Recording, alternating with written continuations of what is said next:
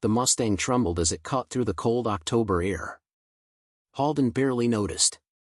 Below him, a narrow road carved its way through the Ardennes like an old wound that refused to heal. A German convoy crawled along it, slow and unguarded. Fuel trucks. Flak wagons. Soldiers riding openly, helmets dulled by rain and exhaustion. Targets. His thumb hovered near the trigger. And yet, nothing rose to meet him. No fire. No panic. No movement at all. The silence struck harder than flak ever had. Halden had learned the war's language. He knew its rhythms, its tells. He knew when it whispered and when it screamed. This was neither. Convoys did not stay calm beneath a diving Mustang. They scattered. They burned. They answered violence with violence. Radio static hissed. "Mark," Carter said, fear cutting through his voice, "they should be firing. Pull up. This is wrong." Halden felt it too. A pressure behind the ribs. A wrongness with no shape, no name. Still, he descended. The Mustang dropped low, skimming the treetops. The forest surged upward, wet and claustrophobic. Through the canopy glass, Halden saw the men clearly now. They were standing. Staring. Frozen midlife. Rifles hung loosely from unmoving hands. Gunners sat behind flak barrels like figures carved from wax. Faces caught between breath and thought. Mouths open. Eyes wide, reflecting the gray sky above. They weren't surrendering. They weren't hiding. They were trapped. Halden's breathing grew shallow. Fuel fumes seeped through the cockpit seals, sharp and metallic. His skin crawled beneath his flight suit. A memory surfaced. A briefing. Psychological decoys. Silent convoys meant to lure pilots into hidden flak traps. But this wasn't bait.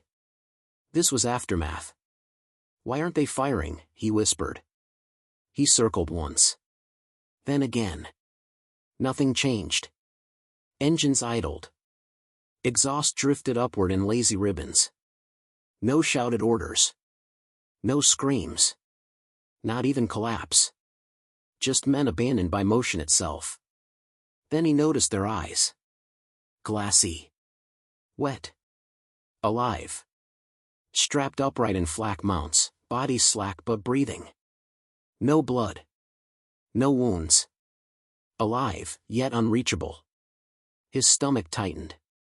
Gas, his mind supplied. Some new nerve agent. Something not meant to kill, but to steal. To take movement. Choice. Dignity. The Mustang's instruments flickered. Static gnawed at the radio. And then he saw it. Thin white tendrils rising from the forest floor. Not smoke. Too heavy. Too deliberate. They crept upward like breath exhaled by the earth itself. "They've been gassed," Carter said softly, as if afraid the air might hear him. Halden keyed the mic command, "Mustang 27. Possible chemical." The transmission vanished. Not swallowed by static. Erased. Halden descended again. Carter protested. Halden ignored him. The Mustang screamed low over the trees, branches clawing at its wings. Then he saw the officer. A German commander frozen mid-command. One hand raised. Veins standing stark against pale skin. Mouth open, caught between word and warning. Fear lived in that face. Not fear of Americans. Fear of something already there. Halden pulled up hard, heart hammering. They hadn't fired because they couldn't. Something had reached them first. The fumes thickened. A faint ringing pressed against Halden's skull. His fingers tingled, slow to obey. "We need to leave," Carter said. His voice trembled now. Now. But Halden followed the vapor trail deeper into the forest. A clearing opened below. A transport truck lay shattered among the trees, its cargo container ripped apart. Canisters lay scattered like bones. Strange residue pooled beneath ruptured metal. Understanding struck with sudden, awful clarity. This wasn't an attack. It was a mistake. The weapon was German. And it had slipped its leash. What does that? Carter whispered. How do you stop men like that? Halden swallowed. You don't, he said. You just watch. He snapped photographs. Markings. Anything to prove this was real. Then something moved. One soldier convulsed. Slowly. Horribly. His head jerked upward. His lips moved. A sound tore free, raw and broken. Not language. Not pain. A warning from a mind locked inside a body that would no longer listen. Halden pulled away. Time had run out. They climbed hard. The haze followed, creeping upward like something alive. Halden's arms felt heavy. His vision blurred. Mark, Carter whispered, I can't feel my hands. Climb, Halden said. Higher. The Mustang groaned but obeyed. The air thinned. The cloud weakened. The numbness faded. Then a voice cut through the radio. Calm. Controlled. Perfect English. We know what you saw. Halden's grip tightened.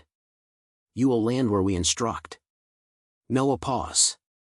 Your families live close to our borders. Halden understood then. This wasn't a threat. It was fear. The storm loomed to the west, black and violent. We're going into it, Halden said. They won't follow, Carter breathed. The storm struck like war itself. Lightning split the sky. The Mustang screamed as Halden forced it deeper. Static howled.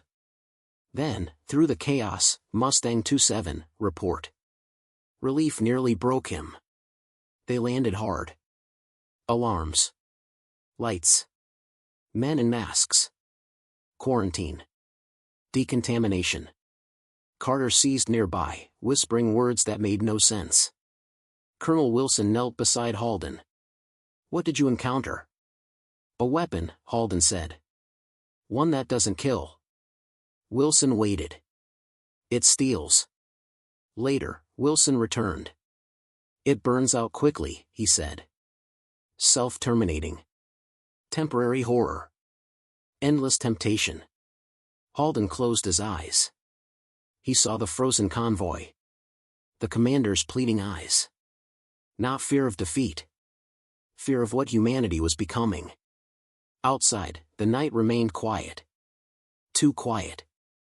And somewhere beyond the forest, something waited, not to be used, but to be perfected.